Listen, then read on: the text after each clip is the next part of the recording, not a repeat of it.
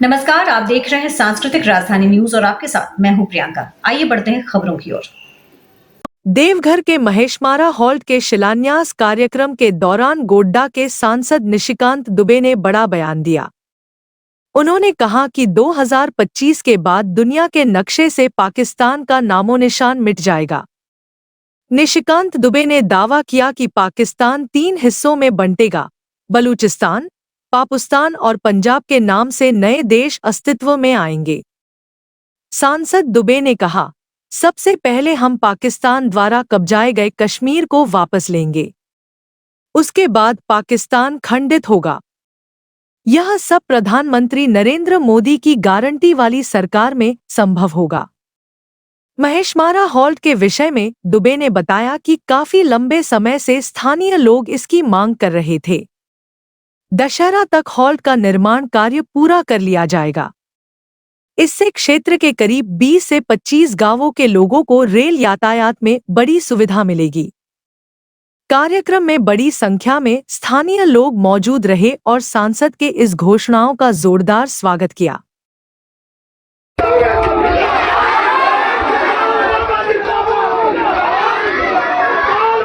इस कार्यक्रम में मंचासीन बड़े भाई डॉक्टर सुनील खवाड़े जी, राजीव रंजन जी, रेलवे के सभी पदाधिकारी और आए हुए देवघर के सभी गणमान्य नागरिक।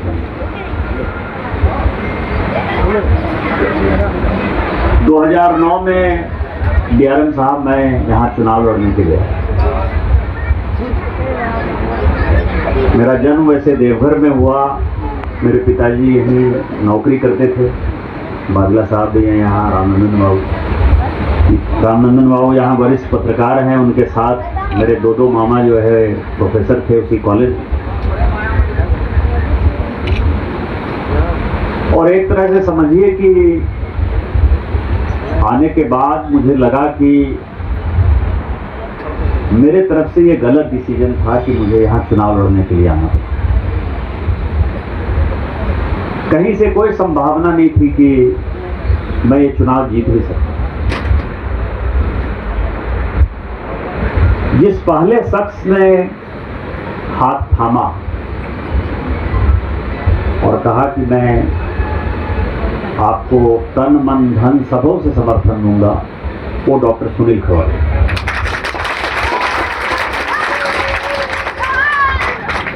और उनको उस वक्त भरोसा था 2009 में कि ये जो राजनीति है, इस राजनीति में जो केवल झूठे आश्वासन पर 5 साल बीत जाता है,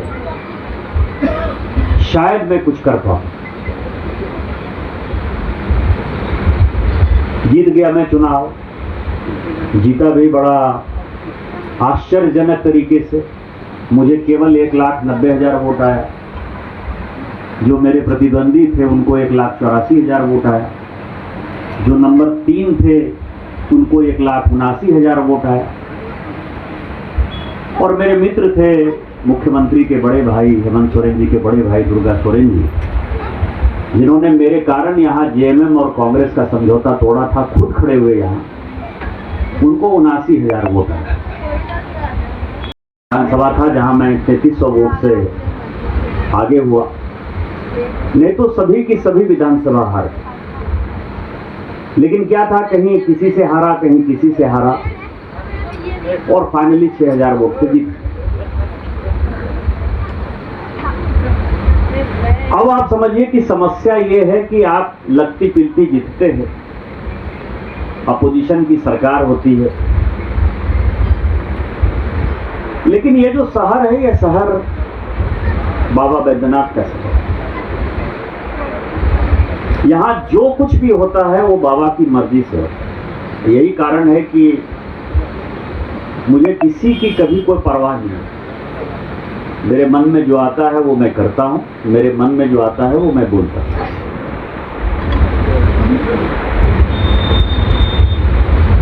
और भगवान का संयोग देखिए कि हमेशा मेरे जीवन में कुछ न कुछ अच्छा घटित होता है। जैसे जो भाई जी चर्चा कर रहे थे कि 2013 में आते हुए उन्होंने इसका जिक्र किया, 2014 का चुनाव था। अब आप समझिए कि मैं पिछले 7-8 साल 9 साल से लगातार इसके लिए प्रयास कर रहा था। कौन मिल गए मुझे? डीआरएम साहब मिल गए, चेतनानंद जी। रेलवे में कई एक अफसर हैं जो बहुत ही पॉजिटिव माइंडेड हैं, लेकिन चेतनानंद जी की एक खासियत है तो काम बहुत करते हैं। और पहला ऐसा डीआरएम मैंने अपने जीवन में देखा जिसको कि मंच माइक नहीं लेना है। कभी भी आपने डीआरएम साहब को भाषण देते हुए नहीं सुना। ये आए, मैंने कहा कि मेरा इतने वर्षों से जो है डिमांड है, केवल यही नहीं, मैंने और 2 रिक्वेस्ट किया। एक महसमारा बनना है, एक भाई जी आपके कहने से एक और बन रहा है। रामनंदन बाबू और आलोक मलिक साहब आप लोग सब जा रहे थे तो मैंने कहा था मोहनपुर स्टेशन से ये त्रिकुट वाला जो है बड़ा अच्छा सीनरी है, तो त्रिकुट हॉल्ट भी बना है। और एक सरैया हाट के लिए सर्वाधाम हॉल्ट बना। ये तीनों हॉल्ट जो है उन्होंने आनंद फानंद में इसको पॉजिटिव किया। क्योंकि मैं आपको ये बता सकता हूँ इतने दिन के अनुभव में कि डीआरएम जो है वो रेलवे के लिए जो है वो डीएमएसपी टाइप चीज है। यदि वो आपको समर्थन नहीं करेगा, सपोर्ट नहीं करेगा, तो आप मंत्री से कह लीजिए या प्रधानमंत्री से कह लीजिए, कोई काम नहीं होने वाला। एक ही दिन सैंक्शन हुआ, चुनाव के पहले, विधानसभा चुनाव के पहले सैंक्शन हुआ। कई एक लोगों को भरोसा था कि हो गया, कई एक लोगों को भरोसा था कि नहीं हुआ। लेकिन एक आदमी का निरंतर जिसका विश्वास कभी नहीं टूटा कि वो होगा, वो सुनील खवाड़े। वो हमेशा यहाँ लोगों को बोलते थे, क्योंकि इनके पिताजी की भी यहाँ बहुत इज्जत रही, इनकी तो इज्जत है ही। लेकिन लोकसभा चुनाव में तो सबको लगता है कि ये मोदी गारंटी है, मोदी जी को जिताना है। लेकिन विधानसभा के चुनाव में कहीं न कहीं समस्या रही।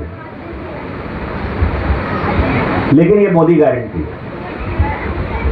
यदि एक छोटे से आदमी ने मोदी जी के बिहाफ में ये घोषणा कर दिया कि ये काम होगा, तो गोड्डा लोकसभा की तो मैं गारंटी ले सकता हूं कि आज तक यदि मैंने या मेरे किसी सुनील खवाड़े जी जैसे वरिष्ठ अभिभावक ने या बादला साहब बैठे हुए हैं यहाँ, जब मैं आया था तो वो कहते थे कि यहाँ एयरपोर्ट होना चाहिए या ये होना चाहिए। मैंने कहा सब कुछ हो जाएगा।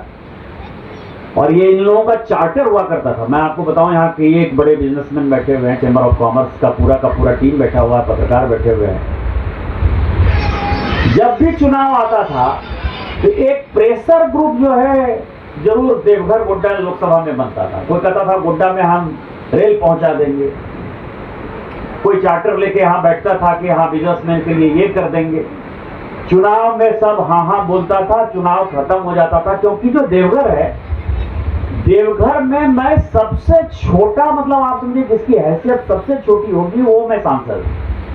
देवघर के सांसद जो है मधुली मेर है, देवघर के सांसद चंद्रशेखर बाबू रहे जो कि मुख्यमंत्री रहे, देवघर के सांसद दिग्विजय बाबू रहे, देवघर के सांसद प्रताप सिंह रहे। मतलब देवघर का ये सौभाग्य रहा, देवघर से चुनाव जॉर्ज फर्नांडिस लड़े। आप समझिए कि उन लोगों की हैसियत देख लीजिए, अहमियत देख लीजिए।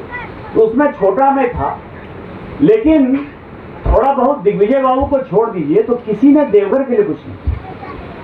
ये बात मैं खुलेआम कर सकता हूँ कि दिग्विजय बाबू ने रेल के समय जब उनको मौका मिला तो निश्चित तौर पर उन्होंने देवघर में रेल की कनेक्टिविटी बांका के साथ कैसे हो जाए, सुल्तानगंज के साथ कैसे हो जाए, ये जरूर उन्होंने व्यवस्था किया।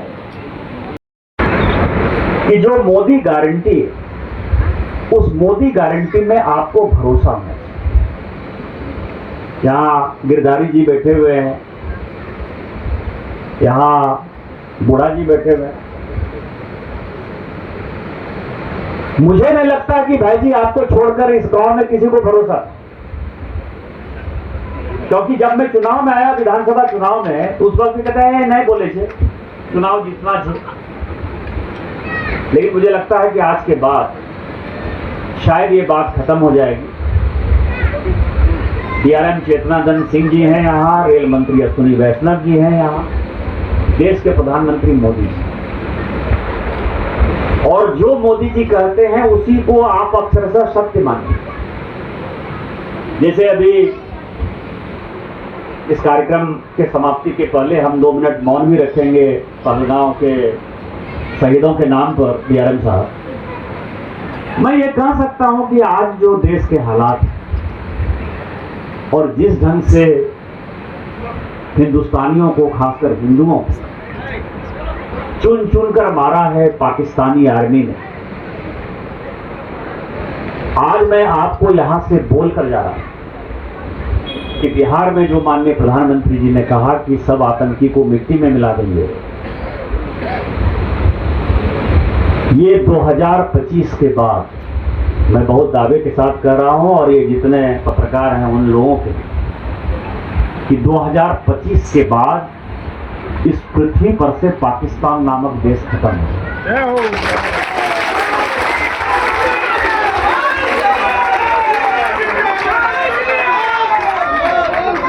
पाकिस्तान ने जो हमारा हिस्सा लिया है कश्मीर का, वो तो हमारा है, उसको तो हम वापस लेंगे। लेकिन पाकिस्तान खंडित होकर एक देश बनेगा जिसका नाम होगा बलूचिस्तान, दूसरा देश होगा जिसका नाम होगा पख्तूनिस्तान, और तीसरा होगा देश जिसका नाम होगा पंजाब। उसको 4 भाग में विभक्त यदि माननीय मोदी जी ने नहीं कहा किया इस 2025 में, फिर आप कहिएगा कि ये भारतीय जनता पार्टी वाले जो है झूठा आश्वासन देते हैं, पाकिस्तान खत्म हो जाए।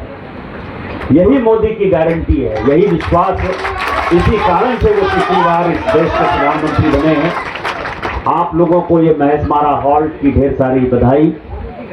महेशमारा हॉल्ट जल्दी से बने, डीआरएम साहब अभी कह रहे थे कि जल्दी जल्दी हम कर रहे हैं। यहाँ से लंबी दूरी की ट्रेन चलने के लिए भी उन्होंने कई एक टारगेट फिक्स कर दिए हैं।